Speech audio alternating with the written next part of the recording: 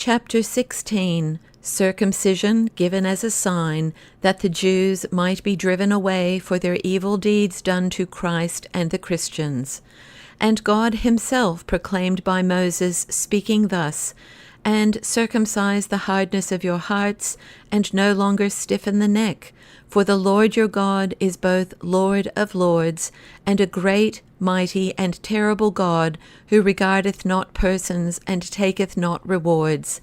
And in Leviticus, "Because they have transgressed against me, and despised me, and because they have walked contrary to me, I also walked contrary to them, and I shall cut them off in the land of their enemies.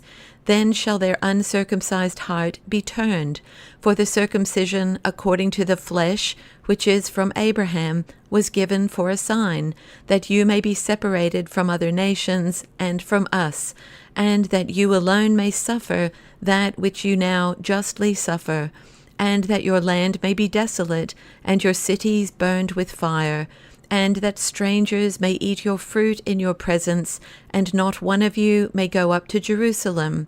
For you are not recognized among the rest of men by any other mark than your fleshly circumcision.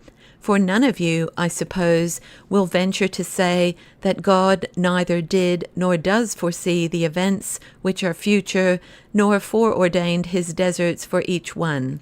Accordingly, these things have happened to you in fairness and justice, for you have slain the just one and his prophets before him, and now you reject those who hope in him and in him who sent him, God the Almighty and Maker of all things, cursing in your synagogues those that believe on Christ.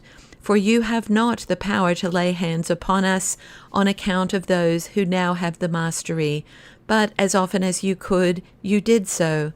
Wherefore God, by Isaiah, calls to you, saying, Behold how the righteous man perished, and no one regards it.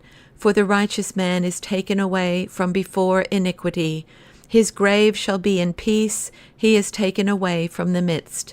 Draw near hither, ye lawless children, seed of the adulterers, and children of the whore. Against whom have you sported yourselves, and against whom have you opened the mouth, and against whom have you loosened the tongue?